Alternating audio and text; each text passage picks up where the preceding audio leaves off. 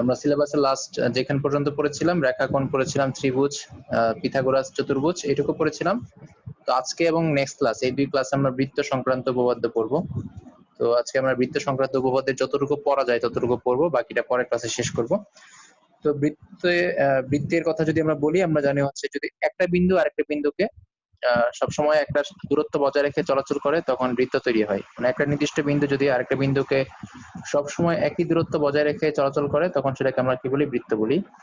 অর্থাৎ আমি যদি বলি এখানে একটা বিন্দু আছে, তো এই বিন্দুটার চারপাশে আরেকটা বিন্দু যদি সবসময় একই ডিস্টেন্স মেনটেন করে, অর্থাৎ এই দিকে দূরত্ব যদি সবসময় সে একই রকম রাখে, সবসময় যদি দূরত্ব সেম রাখে তখন কি তৈরি হবে, বৃত্ত তৈরি হবে।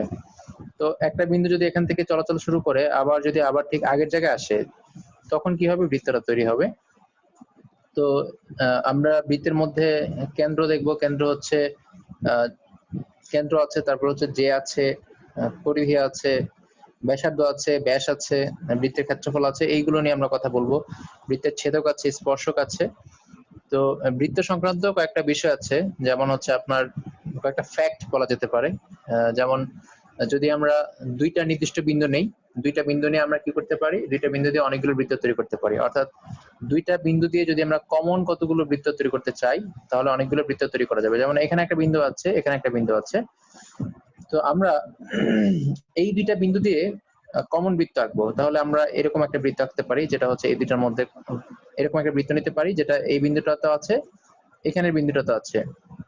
তারপর আবার আমরা ধরেন এরকম একটা বৃত্ত নিলাম, বিশাল বড় একটা বৃত্ত যার একটা অংশ হচ্ছে এখানে আছে, এরকম করে একটা বৃত্ত আছে মনে করেন।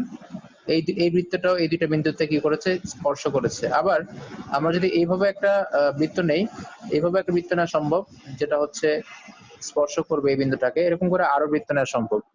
তো এইভাবে করে আমরা বলতে পারি দুইটা নির্দিষ্ট বিন্দুতে আমরা অনেকগুলো বৃত্ত আঁকতে পারবো, দুইটা নির্দিষ্ট বিন্দুতে আমরা অনেকগুলো বৃত্ত আঁকতে পারবো। পরের যে বিষয়টা সেটা হচ্ছে যদি একই সরলরেখা অবস্থিত না হয়, যদি একই সরলরেখা অবস্থিত না হয় এমন তিনটা বিন্দু দিয়ে আমরা একটা বৃত্ত আঁকতে পারি। মানে যদি তিনটা বিন্দু আলাদা আলাদা জায়গায় হয়, অর্থাৎ একই সরলরেখা অবস্থিত না হয়, তখন এই তিনটা বিন্দু দিয়ে একটা বৃত্ত আঁকা যাবে, এই তিনটা বিন্দু দিয়ে একটা বৃত্ত আঁকা যাবে। কিন্তু যদি তিনটা বিন্দু একই সরলরেখা অবস্থিত হয় তাহলে তাদের সাহায্যে কোনো কমন বৃত্ত আঁকা যাবে না। হয় আমরা দুইটা পয়েন্ট নিয়ে আঁকতে পারবো, তখন আরেকটা পয়েন্ট বাদ চলে যাবে। আমরা যদি এই দুইটা পয়েন্ট নিয়ে আঁকি তখন আরেকটা পয়েন্ট বাদ চলে যাবে। তো যদি তিনটা বিন্দু একই সরলরেখা অবস্থিত হয় তাহলে কোনো ধরনের সাধারণ বৃত্ত আঁকা যাবে না, মানে কমন কোনো বৃত্ত আঁকা যাবে না।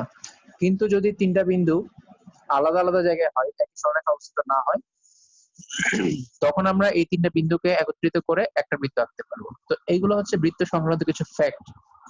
তো এখন আমরা বৃত্তের মধ্যে চলে যাব। বৃত্ততে গিয়ে আমরা বৃত্তের যে আছে, পরিধি আছে, তারপর হচ্ছে কেন্দ্র আছে, এই জিনিসগুলো দেখবো। তো আমরা ফার্স্টে দেখবো বৃত্তের কেন্দ্র। তো আমরা এখানে একটা বৃত্ত দেখতে পাচ্ছি যার ব্যাসার্ধ হচ্ছে আর, আর এই কালো যে বিন্দুটা এটা হচ্ছে বৃত্তের কেন্দ্র।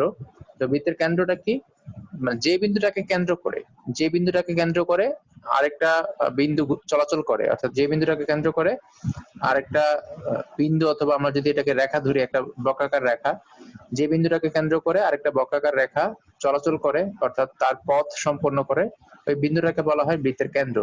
তো বৃত্তের কেন্দ্র থেকে বৃত্তের যতগুলো পয়েন্ট আছে সবগুলো দূরত্ব সবসময় সমান। বৃত্তের কেন্দ্র থেকে বৃত্তের পরিধির উপর যতগুলো বিন্দু আছে সবগুলোর দূরত্ব সবসময় কি থাকে, সমান থাকে। তো আমরা একটু ব্যাসার্ধটা দেখে এগুলো নিয়ে আমরা আবার কথা বলবো সামনে। ব্যাসার্ধ হচ্ছে যদি আমরা কেন্দ্র থেকে পরিধি পর্যন্ত দূরত্ব টানি, বৃত্তের কেন্দ্র থেকে পরিধি পর্যন্ত দূরত্ব টানি, এই দূরত্বটাকে বলা হয় বৃত্তের ব্যাসার্ধ। তো বৃত্তের ব্যাসার্ধ এখানে অনেকগুলো ব্যাসার্ধ হতে পারে, যে কোনো জায়গা থেকে যদি আমরা বৃত্তের কেন্দ্র থেকে পরিধি পর্যন্ত দূরত্ব টানি তাহলে এই সবটা হচ্ছে বৃত্তের পরিধি। কেন্দ্র থেকে পরিধি পর্যন্ত যে ডিস্টেন্স এটাকে বলা হয় ব্যাসার্ধ। আর ব্যাসার্ধের দ্বিগুণ হচ্ছে ব্যাস। অর্থাৎ আমরা যদি বৃত্তের পরিধির যে কোনো দুইটা বিন্দু যোগ করে দেই, আমরা যদি বৃত্তের পরিধির উপর যে কোনো দুইটা বিন্দু যোগ করে দেই তখন তাকে বলা হয় ব্যাসার্ধ। বৃত্তের পরিধির উপর যে কোনো দুইটা বিন্দু যোগ করে দিলে তখন সেটাকে বলা হয় ব্যাসার্ধ, মানে ব্যাস। ব্যাস হচ্ছে ব্যাসার্ধের ডাবল। তো আমরা এখানে চিত্রে এই কথাগুলো বলি। তো এখানে বৃত্তের পরিধির আমরা দেখতে পাচ্ছি যে এখানে বৃত্তের পরিধি আছে। তো বৃত্তের এই পরিধি থেকে আমরা এই বিন্দু থেকে আরেকটা বিন্দু যোগ করব। বৃত্তের পরিধির উপর যে কোনো দুইটা বিন্দু যদি আমরা কানেক্ট করি তখন যে রেখাটা পাওয়া যাবে সেগুলোকে বলা হয় জ্যা। কিন্তু যদি কোনো একটা রেখা কেন্দ্র বরাবর হয়, কোনো একটা যে যদি কেন্দ্র বরাবর হয়, তখন কিন্তু আমরা সেটাকে ব্যাস বলতে পারবো, তার আগে বলতে পারবো না। তার মানে বৃত্তের পরিধির উপর দুইটা বিন্দু যোগ করলেই শুধু ব্যাস হবে না, শর্ত হচ্ছে সেটা কেন্দ্রগামী হতে হবে। অর্থাৎ বৃত্তের পরিধির উপর দুইটা বিন্দু যোগ করলে সেটাকে আমরা বলবো প্রথমে যে, এবং ওই যেটা যদি কেন্দ্রগামী হয় অর্থাৎ কেন্দ্র বরাবর যায়, তখন সেটাকে আমরা ব্যাস বলতে পারবো, তার আগে কিন্তু এটা যেই থাকবে। তো আমরা যদি এরকম করে একটা রেখা টানি, এই রেখাটা হচ্ছে বৃত্তের পরিধির দুইটা বিন্দুকে, এই যে বৃত্তের পরিধির দুইটা বিন্দু থেকে স্পর্শ করেছে এবং মাঝখান দিয়ে এটা কেন্দ্র বরাবর যাচ্ছে, অর্থাৎ কেন্দ্র, আমরা বলতে পারি যে এটা কেন্দ্রগামী একটা সরলরেখা, যেটা হচ্ছে বৃত্তের পরিধির দুইটা বিন্দুকে সংযোগ করেছে। অর্থাৎ আমরা বলতে পারি বৃত্তের পরিধির দুইটা বিন্দুকে সংযোগকারী একটা সরলরেখা যেটা কেন্দ্রগামী, এইটাকে আমরা বলতে পারি ব্যাস। ব্যাস হচ্ছে ব্যাসার্ধের ডাবল, আর ব্যাসার্ধ হচ্ছে ব্যাসের অর্ধেক। তো বৃত্তের পরিধির যে কোনো দুইটা বিন্দু যদি আমরা যোগ করি সেটাকে বলবো আমরা কি, সেটাকে বলবো আমরা হচ্ছে যে, আর যেটা স্পেশালি কেন্দ্র বরাবর যাবে সেটাকে বলবো আমরা হচ্ছে ব্যাস। আর কেন্দ্র থেকে পরিধি পর্যন্ত যে দূরত্ব, কেন্দ্র থেকে পরিধি পর্যন্ত যে দূরত্ব সেটাকে বলি আমরা ব্যাসার্ধ। কেন্দ্র থেকে পরিধি পর্যন্ত যে দূরত্ব সেটাকে আমরা বলি হচ্ছে ব্যাসার্ধ। আর পরিধি কি আমরা অলরেডি দেখে ফেলেছি। পরিধি হচ্ছে বৃত্তটাকে বেষ্টন করে যে রেখাটা, অর্থাৎ যে বক্রাকার রেখাটা বৃত্তের মধ্যে থাকে সেটাকে আমরা পরিধি বলি। তো পরিধির যে মাপটা সেটা হচ্ছে 2πr, পরিধি হচ্ছে 2πr। তো 2πr বলার কারণ হচ্ছে এখানে প্রশ্ন আসে পরীক্ষায়, সিম্পল একটা প্রশ্ন যে বৃত্তের পরিধি ও ব্যাসার্ধের অনুপাত কত। প্রশ্ন করতে পারে বৃত্তের পরিধি ও ব্যাসার্ধের অনুপাত কত। তো আমরা জানি যে বৃত্তের পরিধি 2πr, আমরা জানি বৃত্তের পরিধি 2πr। প্রশ্ন করেছে বৃত্তের পরিধি আর ব্যাসার্ধের অনুপাত কত। তো অনুপাত মানে হচ্ছে ভাগ, অনুপাত বের করার জন্য আমরা ভাগ করে নিতে পারি, তাহলে সহজে বের করা যায়। আমরা নিলাম প্রথমে পরিধি, পরিধি হচ্ছে 2πr আর ব্যাসার্ধ হচ্ছে r, এই দুইটার অনুপাত বের করতে বলেছে। তো অনুপাত মানে হচ্ছে ভাগ, তো আমরা যদি দুইটার অনুপাত করি তাহলে আমরা পেয়ে যাবো হচ্ছে 2π। আমরা বলতে পারি যে বৃত্তের পরিধি আর ব্যাসের অনুপাত হচ্ছে, ব্যাসার্ধের অনুপাত হচ্ছে 2π। এটা হচ্ছে বৃত্তের পরিধি আর ব্যাসার্ধের অনুপাত। এখন এই মানটা যদি আমরা পায়ের মান বসিয়ে দেই, পায়ের মান যদি বসিয়ে দেই তাহলে নতুন একটা মান পাওয়া যাবে। আমরা জানি পায়ের মান হচ্ছে 3.1416, অথবা আমরা জানি পায়ের মান হচ্ছে 22/7। যদি আমরা এই মানটা বসাই তাহলে নতুন একটা অনুপাত পাবো আমরা। 2π অ্যান্সার হতে পারে। অপশন দেখে আমরা সিদ্ধান্ত নিব আমরা কি করব। পায়ের মান যদি আমরা 22/7 এটা বসাই, তো 22/7 বসালে আমরা নতুন একটা মান পাবো। তো এখানে 2 থাকলো আর পায়ের মান বসালাম 22/7, যদি এটাকে আমরা গুণ করি তাহলে আসে 44/7। তাহলে আমরা বলতে পারি যে অনুপাতটা 44/7 হতে পারে। আমরা বলতে পারি যে অনুপাতটা 44/7 হতে পারবে। আবার যদি আপনি পায়ের মান 3.1416 বসান তাহলে আপনি বলতে পারেন যে তখনও একটা নতুন মান আসবে। অর্থাৎ আমরা যদি 2π এর জায়গায়, এখানে পাই আছে যেখানে, পায়ের জায়গায় যদি 3.1416 বসাই তাহলে আমরা দুইটা গুণ করলে পাবো 6 পয়েন্ট সামথিং, সেটা হতে পারে অ্যান্সার। তো অপশন যেভাবে থাকবে সেভাবে আমরা অ্যান্সার বলবো। তো এখানে একটা অ্যান্সার পেলাম 44/7, আর একটা পেলাম 2π, আর একটা 6 পয়েন্ট সামথিং, এই সবগুলো অ্যান্সার হতে পারে। এখন প্রশ্ন করতে পারে যে বৃত্তের পরিধি ও ব্যাসের অনুপাত কত। যদি প্রশ্ন করে বৃত্তের পরিধি ও ব্যাসের অনুপাত কত, তো বৃত্তের পরিধি আর ব্যাসের অনুপাত বললে ব্যাস হচ্ছে 2r, তাই তো 2r। তো r আর কাটা 2 কাটা যাবে, তখন অ্যান্সার থাকবে পাই। যদি প্রশ্ন করতো বৃত্তের পরিধি ও ব্যাসের অনুপাত কত, তখন অ্যান্সার হতো শুধু পাই। আর এখানে বলেছে বৃত্তের পরিধি ও ব্যাসার্ধের অনুপাত কত, তার অ্যান্সার হবে 2π অথবা 44/7। তাহলে বৃত্তের পরিধি ও ব্যাসের অনুপাত আসলো কত, শুধু পাই। তো পাইকে আমরা বলতে পারি 22/7। আর একটা মান হচ্ছে 22/7, অর্থাৎ 3.1416 আসে থেকে 22/7 করলে এই মানটা আসে। তো এই 22/7 যেটা আছে, এই 22/7কে যদি আমরা অনুপাত আকারে লিখি তখন অ্যান্সার হয়ে যাবে 22/7। তাহলে যদি প্রশ্ন করা হয় বৃত্তের পরিধি ও ব্যাসের অনুপাত কত, অ্যান্সার হবে 22/7। ঠিক আছে। তো এইগুলো হচ্ছে আপনার বেসিক লেভেল থেকে যদি প্রশ্ন করে, মানে বেসিক থেকে যদি ম্যাথ বানাতে চায় তাহলে এইভাবে প্রশ্ন করতে পারে। তারপর হচ্ছে আমরা জ্যা নিয়ে কথা বলছিলাম। তো জ্যাটা হচ্ছে কি বলেছি, যে বৃত্তের পরিধির দুইটা বিন্দু যদি আমরা যোগ করি তাহলে সেটাকে আমরা কি বলি, জ্যা বলি। তো আমরা জ্যা নিয়ে একটু কথা বলি। জ্যা হচ্ছে যেটা হচ্ছে আপনার বৃত্তের কেন্দ্রগামী, সেই যেটা হচ্ছে বৃহত্তর। বৃত্তের কেন্দ্রগামী যেটা, সেটা হচ্ছে সবচেয়ে বড়। আর কেন্দ্র থেকে পরিধির দিকে যদি আমরা আসতে থাকি, কেন্দ্র থেকে যদি আমরা পরিধির দিকে আসতে থাকি আস্তে আস্তে, তাহলে কি হবে, যে দৈর্ঘ্য ছোট হতে থাকবে। তাহলে প্রথমে আমরা বলতে পারি যে বৃত্তের ব্যাস হচ্ছে বৃহত্তম জ্যা, যেটা কেন্দ্রগামী যে জ্যাটা সেটা হচ্ছে বৃহত্তম জ্যা, অথবা আমরা বলবো যেটা বৃত্তের ব্যাস সেটা হচ্ছে বৃহত্তম জ্যা। ব্যাস ছাড়া ব্যাস ছাড়া অন্য যেগুলো আছে সেগুলো হচ্ছে ব্যাস থেকে ছোট। আর আরেকটা জিনিস আমরা জানি যে বৃত্তের কেন্দ্র থেকে সমদূরবর্তী সকল যে পরস্পর সমান। তো আমরা এখানে বৃত্তের কেন্দ্র যদি একটা নেই, বৃত্তের কেন্দ্র, আর আমরা যদি এই বলি যে কেন্দ্র থেকে এইদিকে একটা আমি নিলাম 2 সেন্টিমিটার দূরত্ব, আমি বললাম যে এইদিকে আমি একটা 2 সেন্টিমিটার দূরত্ব একটা রেখা নিলাম। নেওয়ার পরে যদি এটাও 2 সেন্টিমিটার হয়, এটাও যদি 2 সেন্টিমিটার হয়, তাহলে এখানে যে রেখাটা আমি পাবো বৃত্তের কেন্দ্র থেকে সমদূরবর্তী সকল যে পরস্পর সমান, এটা তো একটা জে, তাই তো? এটা একটা জে। আমরা কেন্দ্র থেকে কি করেছি, আমরা কেন্দ্র থেকে এই জে পর্যন্ত, মানে কেন্দ্র থেকে একটা নির্দিষ্ট দূরত্বে একটা জে নিয়েছি, এখানেও কেন্দ্র থেকে নির্দিষ্ট দূরত্বে একটা জে নিয়েছি। যদি এমন হয় যে এইখানের যে দূরত্বটা আমরা নিয়েছি এটা যদি ধরেন 2 সেন্টিমিটার হয়, এটা যদি 2 সেন্টিমিটার হয়, তাহলে এইখানের যে জ্যাটা আমরা পেয়েছি এই জ্যাটা সমান হবে। কেন্দ্র থেকে যদি ডিস্টেন্স সেম হয়, তাহলে এই যে দুইটা কি হবে, পরস্পরের সমান হবে। তো এটা যদি আপনার বলে দেয় যে এটা 10 সেন্টিমিটার, তাহলে কি হবে, এই পাশেরটাও 10 সেন্টিমিটারই হবে। এগুলো আমাদের ম্যাথে কাজে লাগবে। যদি বেসিক লেভেল থেকে প্রশ্ন করে তখন আমাদের ম্যাথে এই জিনিসগুলো কাজে আসবে। অর্থাৎ বৃত্তের কেন্দ্র থেকে সমদূরবর্তী সকল যে পরস্পরের সমান। আচ্ছা, তো একটু আগে যে কথাটা বলছিলাম যে আমরা যদি অনেকগুলো জে নেই, তো অনেকগুলো জে নিলে সবচেয়ে বড় যেটা হবে কোনটা, সবচেয়ে বড় যেটা হবে যেটা কেন্দ্রের নিকটতম আছে সেটা হচ্ছে সবচেয়ে বড় হচ্ছে কেন্দ্রগামী যেটা। তারপর কেন্দ্রের কাছের যে জ্যাগুলো আছে সেগুলো হচ্ছে আস্তে আস্তে ছোট হতে থাকবে। তো যে জ্যাগুলা কেন্দ্রের কাছাকাছি আছে সেইগুলো কি হবে, অবশ্যই বড় হবে। আমি এখানে কতগুলো জে আঁকছি, ধরেন এটা একটা জে, এটা হচ্ছে কেন্দ্রগামী। কেন্দ্রগামী হলে এটাকে আমরা ব্যাস বলি। কেন্দ্র থেকে যদি আমরা আস্তে আস্তে পরিধির দিকে যেতে থাকি, তাহলে যে জ্যাগুলো পাওয়া যাবে এগুলোর দৈর্ঘ্য আস্তে আস্তে কমতে থাকবে।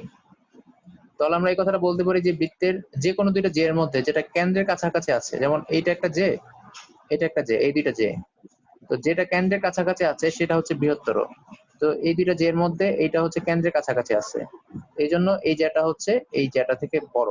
অর্থাৎ এই দুইটা জে যে আমরা দেখতে পাচ্ছি, এই দুইটা জে এর মধ্যে যেটা কেন্দ্রের কাছে আছে সেটা হচ্ছে অন্য জে এর থেকে বড় হবে।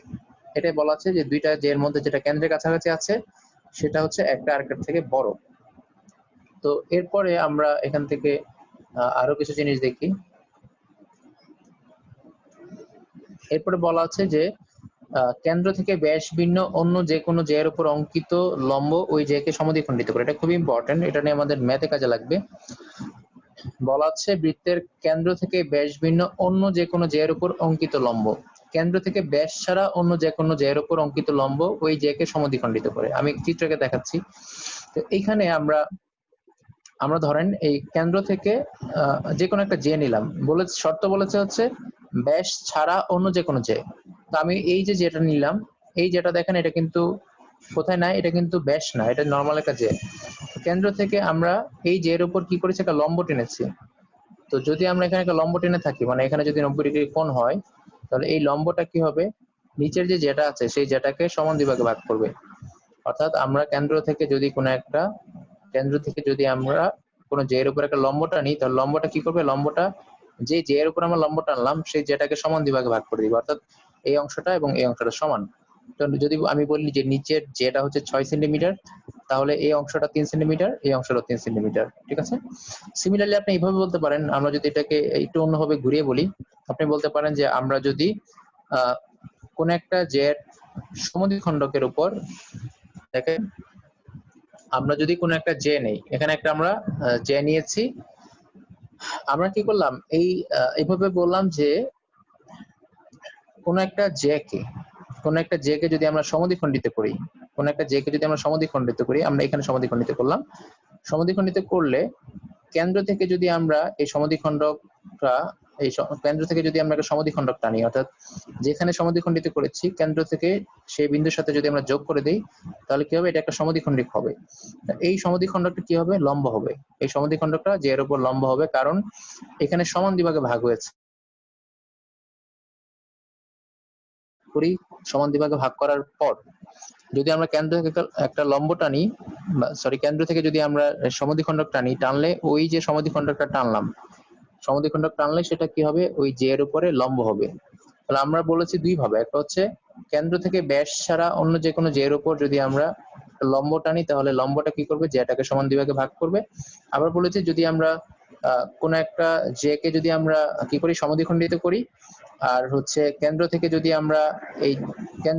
আমরা এই ছেদ বিন্দুটার সাথে যদি যোগ করে দিই, কেন্দ্রটা যদি ছেদ বিন্দুর সাথে যোগ করি, তাহলে যে ছেদকটা পাওয়া যাবে অথবা যে রেখাটা পাওয়া যাবে, যে লম্ব দ্বিখণ্ডকটা পাওয়া যাবে, সেটা কি হবে, সেটা হবে ওই জে এর উপর লম্ব।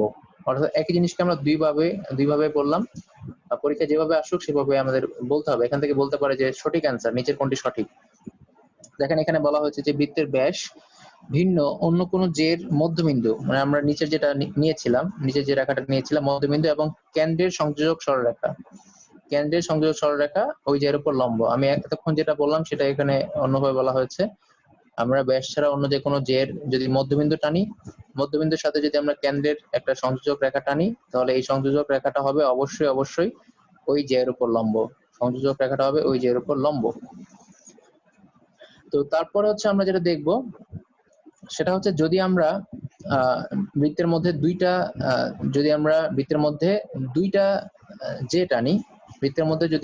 জে টানি, তাহলে এর মধ্যে একটা বিষয় হচ্ছে যদি দুইটা জে পরস্পরকে সমদ্বিখণ্ডিত করে, দুইটা জে যদি পরস্পর সমান হয়, দেখেন এখানে আমি একটা বৃত্ত আঁকলাম, আমরা দুইটা জে নিলাম, মনে করেন এইটা একটা জে, এটা একটা জে, দুইটা জে নিলাম। দুইটা জে যদি পরস্পরকে সমদ্বিখণ্ডিত করে, অর্থাৎ বৃত্তের দুইটা জে যদি পরস্পরকে সমদ্বিখণ্ডিত করলে যেখানে সমদ্বিখণ্ডিত করবে সেই বিন্দুটাকে বলা হবে বৃত্তটার কেন্দ্র। অর্থাৎ যে ছেদ বিন্দুটা পাওয়া যাবে সেই বিন্দুটা হবে বৃত্তের কেন্দ্র, আর এই জে দুইটা অবশ্যই হবে বৃত্তের ব্যাস। কারণ এই দুইটা যদি কেন্দ্রগামী হয় তাহলে অবশ্যই কেন্দ্রগামী জেটা কি হবে, ব্যাস হবে। সহজ কথা, যদি আমরা দুইটা জে কে পরস্পরের সাপেক্ষে সমদ্বিখণ্ডিত করালে যে বিন্দুতে তারা সমদ্বিখণ্ডিত করবে সেই বিন্দুটাকে বলা হবে বৃত্তটার কেন্দ্র, এবং যে দুইটা রেখা আমরা পেলাম সেই দুইটা রেখাকে বলা হবে বৃত্তটার ব্যাস বলা হবে। তো এরপর আমরা যেটা দেখবো সেটা হচ্ছে, এরপরে বলা হচ্ছে বৃত্তচাপ। এটা অনেক ইম্পর্টেন্ট, এখান থেকে আমরা ম্যাথ দেখবো। বৃত্তচাপ, তো দেখেন প্রশ্নে বলা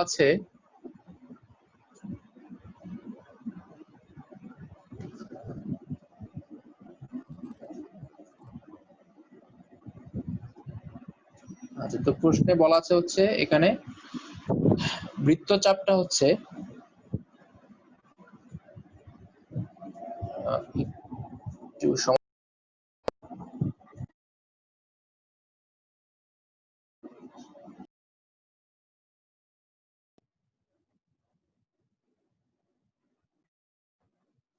আচ্ছা, যেটা বলছিলাম, চাপ হচ্ছে তেমন কিছুই না। আমরা যদি বৃত্তের যে পরিধি আছে সেখান থেকে যদি কোনো একটা অংশ কেটে নেই তাহলে বৃত্তের চাপ পাওয়া যাবে।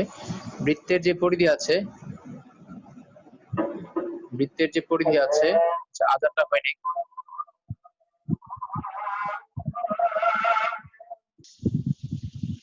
আমরা যেটা বলছিলাম যে বৃত্তের পরিধির উপর যদি আমরা কোনো একটা অংশ কেটে নেই, পরিধির উপর যে কোনো একটা অংশ কাটলে সেটাকে বলা হবে বৃত্তের চাপ। ধরেন আমি পরিধি থেকে এই অংশটা কেটে নিলাম, তাহলে এই যে অংশটা আমি পেলাম এই অংশটাকে বলা হবে বৃত্তের চাপ। তো চাপ একটা জাস্ট দৈর্ঘ্যের মতো, এইটুকু একটা দৈর্ঘ্য।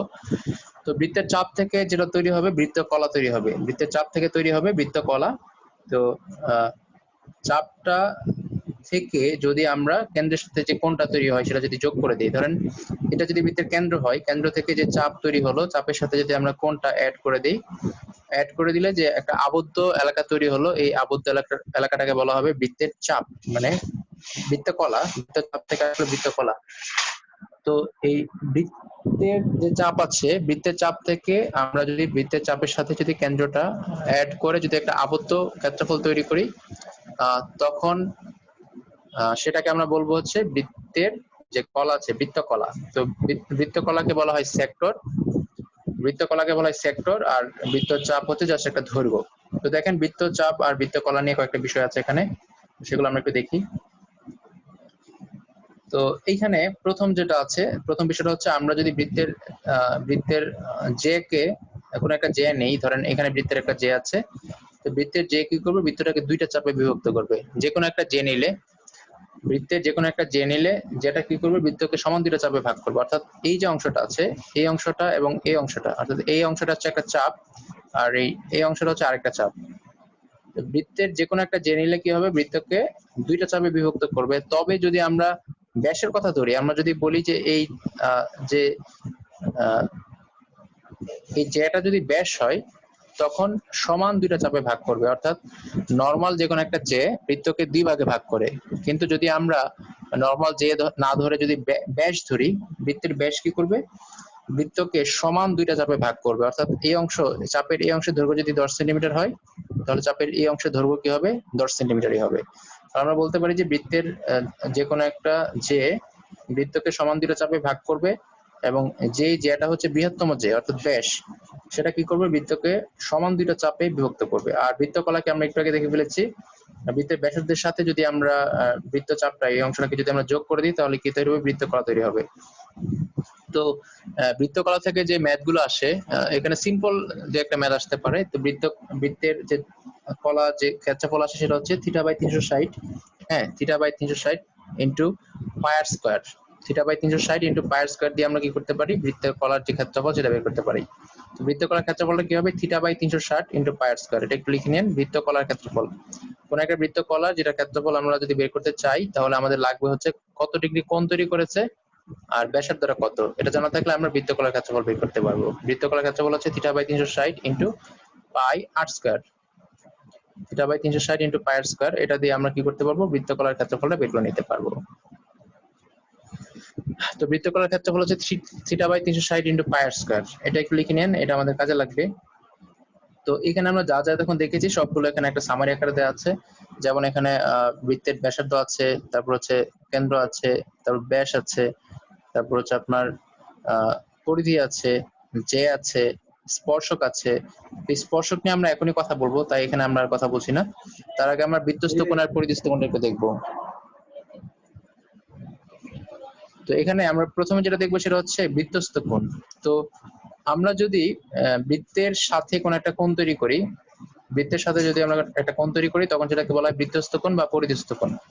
অর্থাৎ আমি এখানে এই পরিধির সাথে একটা কোণ নিলাম, পরিধির সাথে একটা কোণ নিলাম, এই কোণটা। তো এই কোণটা তৈরি হলো কার সাথে, পরিধির সাথে। যদি এরকম হয় তখন এটাকে বলবো কেন্দ্রস্থ কোণ, কারণ আমরা এখানে কেন্দ্রের সাথে নিয়েছি। জাস্ট আমি দেখাচ্ছি আপনাকে, দুইটা পার্থক্য একটু দেখাচ্ছি। আমি এটা মুছে নেই। ধরেন এরকম করে আমি একটা কোণ নিলাম, এরকম একটা কোণ নিলাম, তার সাথে আমি আরেকটা কোণ নিলাম হচ্ছে এইভাবে নিলাম। আমি এই দুইটা দেখাতে চাচ্ছিলাম। তো এইখানে আমরা দুইটা কোণ নিয়েছি। তো একটা কোণ হচ্ছে বৃত্তের পরিধির সাথে আছে বা বৃত্তের সাথে, আর আরেকটা কোণ হচ্ছে বৃত্তের কেন্দ্রের সাথে। মানে এখানে কেন্দ্রটা যদি হয়, আমি ধরলাম এখানে কেন্দ্র আছে, তো এই কোণটা হচ্ছে কেন্দ্রের সাথে আর এই কোণটা হচ্ছে বৃত্তের সাথে। তাহলে বৃত্তের সাথে যে কোণটা, সেটাকে বলা হবে বৃত্তস্থ বা পরিধিস্থ কোণ, কারণ এটা পরিধির সাথে আছে। যেটা পরিধির সাথে তৈরি করেছে সেটাকে বলা হবে পরিধিস্থ কোণ। আর যে কোণটা কেন্দ্রের সাথে আছে, এটাকে বলা হবে কেন্দ্রস্থ কোণ। তো এই বৃত্তস্থ কোণ আর কেন্দ্রস্থ কোণের মধ্যে কোনো সম্পর্ক নাই। সম্পর্ক থাকবে তখনই যদি তারা একটা চাপের উপর অবস্থিত হয়। অর্থাৎ যদি দুইটা কোণ সেম চাপের উপর অবস্থিত হয়, যদি সেম চাপের উপর অবস্থিত হয়, তখন আমরা দেখবো দুইটার মধ্যে একটা সম্পর্ক আছে। সেম চাপের উপর অবস্থিত না হলে তাদের মধ্যে কোনো সম্পর্ক থাকবে না। যেমন এইখানে আমি একটা চাপ নিলাম, এইটুকু হচ্ছে একটা চাপ, এইটুকু হচ্ছে একটা চাপ। এই চাপ থেকে আমি একটা বৃত্তস্থ কোণ নিলাম, একটা কেন্দ্রস্থ কোণ নিলাম। মনে করেন এটা একটা কেন্দ্রস্থ কোণ। আমরা যদি ধরি এখানে হচ্ছে বৃত্তটার কেন্দ্র আছে, তো বৃত্তটার কেন্দ্র থাকলে, তো এখান থেকে আমরা দেখতে পাচ্ছি যে এইখানের যে কোণটা, এটা হচ্ছে বৃত্তের পরিধির সাথে আছে, মানে পরিধিস্থ কোণ। আর এই কোণটা আছে হচ্ছে বৃত্তের কেন্দ্রের সাথে, কেন্দ্রস্থ কোণ। তো এই যে বৃত্তের পরিধির সাথে আমরা যে কোণটা নিলাম আর এই যে কেন্দ্রের সাথে যে কোণটা নিলাম, তো এই দুইটা কোণ সেম চাপের উপর অবস্থিত। এই যে একটা চাপ, অর্থাৎ এখান থেকে এটুকু পর্যন্ত দৈর্ঘ্য, আমরা পরিধির এই অংশ থেকে এই অংশ পর্যন্ত যে দৈর্ঘ্যটা আছে, এটা যদি কেটে নেই, তাহলে এটা হবে কি একটা চাপ। এখন দেখেন দুইটা কোণ সেম চাপের উপর অবস্থিত। সেম চাপের উপর অবস্থিত হওয়ার কারণে আমরা বলতে পারি যে এইখানের যে দুইটা কোণ তৈরি হয়েছে তার মধ্যে এই কেন্দ্রস্থ কোণটা বড়, বৃত্তস্থ কোণটা ছোট, এবং কেন্দ্রস্থ কোণটা বৃত্তস্থ কোণের ডাবল। আমরা বলতে পারি তাহলে যে একই চাপের উপর অবস্থিত হলে কেন্দ্রস্থ কোণ হবে বৃত্তস্থ কোণের ডাবল। একই চাপের উপর অবস্থিত হলে কেন্দ্রস্থ কোণ কি হবে? বৃত্তস্থ কোণের ডাবল হবে। আবার এটা বলতে পারি যে যেটা পরিধিস্থ কোণ মানে যেটা বৃত্তস্থ কোণ সেটা হবে কেন্দ্রস্থ কোণের অর্ধেক, অর্থাৎ কেন্দ্রস্থ কোণটা সবসময় বড়, এটা দেখে বোঝা যাচ্ছে কেন্দ্রস্থ কোণটা বড় এবং পরিধিস্থ কোণটা হবে তার অর্ধেক। তো এখান থেকে আমরা আরো কয়েকটা বিষয় সিদ্ধান্ত আসতে পারি, যেমন যদি একই চাপের উপর অবস্থিত হয়, যদি একই চাপের উপর অবস্থিত হয় তাহলে কেন্দ্রস্থ যে কোণগুলো থাকবে, অথবা আমরা যদি বলি বৃত্তস্থ কোণের কথা, তাহলে বৃত্তস্থ কোণ পরস্পরের সমান। একটা চাপের উপর অবস্থিত যতগুলো কোণ আমরা নিব, একটা চাপের উপর অবস্থিত যতগুলো কোণ আমরা নিব সেই কোণগুলোর কি হবে, সেই কোণগুলো যদি সবগুলো বৃত্তস্থ হয় তাহলে প্রত্যেকটা কোণই সমান হবে। তাহলে আমরা বলতে পারি একই চাপের উপর অবস্থিত বৃত্তস্থ কোণগুলো কি হবে, পরস্পরের সমান। তো এখানে দেখেন একটা চাপ নেওয়া হচ্ছে এই এ, আর এখানে যদি আমরা এটাকে ধরি বি, তো এ বি হচ্ছে একটা চাপ, এবি হচ্ছে একটা চাপ। এবি চাপের উপর আমরা দুইটা কোণ নিয়েছি, সেম চাপের উপর দুইটা আমরা বৃত্তস্থ কোণ নিয়েছি। তো সেম চাপের উপর দুইটা বৃত্তস্থ কোণ নিলে কি হবে, কোণ দুইটা পরস্পর সমান হবে। তো একই চাপের উপর যদি আমরা দুইটা বৃত্তস্থ কোণ নিই, বৃত্তস্থ কোণ দুইটা পরস্পর সমান। আবার একই চাপের উপর যদি আমরা একটা বৃত্তস্থ কোণ আর একটা কেন্দ্রস্থ কোণ নিই, তাহলে সম্পর্কটা হচ্ছে কেন্দ্রস্থ কোণটা বৃত্তস্থ কোণের ডাবল, কেন্দ্রস্থ কোণটা বৃত্তস্থ কোণের ডাবল। এগুলো আমরা বলে ফেলেছি অলরেডি। তো এখন আমরা দেখবো হচ্ছে যে কেন্দ্রস্থ কোণের কথা বলছি আমরা, তো কেন্দ্রস্থ কোণটা যদি ডাবল হয়, বৃত্তস্থ কোণটা হচ্ছে অর্ধেক, আবার বৃত্তস্থ কোণ যদি অর্ধেক হয়, কেন্দ্রস্থ কোণ হচ্ছে তার ডাবল। তো এই কথাগুলো এখানে বলা আছে। আমরা এখন যে জিনিসটা দেখব সেটা হচ্ছে আপনার জাস্ট সিম্পল কিছু ম্যাথ দেখবো যেগুলো পরীক্ষা এসেছে এখান থেকে, মানে কেন্দ্রস্থ কোণ থেকে ম্যাথ যেগুলো এসেছে। বলেছে যে একই চাপের উপর দণ্ডায়মান পরিধিস্থ কোণের পরিমাণ 40 ডিগ্রি হলে কেন্দ্রস্থ কোণের পরিমাণ কত? প্রথম শর্ত বলা আছে একই চাপের উপর অবস্থিত। তো একই চাপের উপর যদি অবস্থিত হয়, একই চাপের উপর অবস্থিত হলে আমরা পড়েছি যে কেন্দ্রস্থ কোণ হবে পরিধিস্থ কোণের ডাবল। তো এখানে পরিধিস্থ কোণ আছে 40 ডিগ্রি, তার মানে কেন্দ্রস্থ কোণ হবে তার ডাবল, 80 ডিগ্রি হবে অ্যান্সার। কেন্দ্রস্থ কোণ হবে পরিধিস্থ কোণের ডাবল, পরিধিস্থ কোণ আছে এখানে 40 ডিগ্রি, কেন্দ্রস্থ কোণ হবে তার ডাবল 80 ডিগ্রি। আবার এখানে বলা আছে যে একই চাপের উপর দণ্ডায়মান কেন্দ্রস্থ কোণের পরিমাণ 100 ডিগ্রি হলে, বলা আছে কেন্দ্রস্থ কোণ 100 ডিগ্রি হলে পরিধিস্থ কোণের পরিমাণ কত? তো কেন্দ্রস্থ কোণ যদি 100 ডিগ্রি হয়, পরিধিস্থ কোণ হবে অবশ্যই তার অর্ধেক। কেন্দ্রস্থ কোণ যদি 100 ডিগ্রি হয়, পরিধিস্থ কোণ হবে তার অর্ধেক। তো কেন্দ্রস্থ কোণের পরিমাণ মানে এখানে বলেছে কেন্দ্রস্থ কোণের পরিমাণ 100 হলে পরিধিস্থ কোণের মান হবে তাহলে 50 ডিগ্রি, অর্ধেক হলে হয়ে যাবে 50 ডিগ্রি। এরপরে হচ্ছে বলা আছে,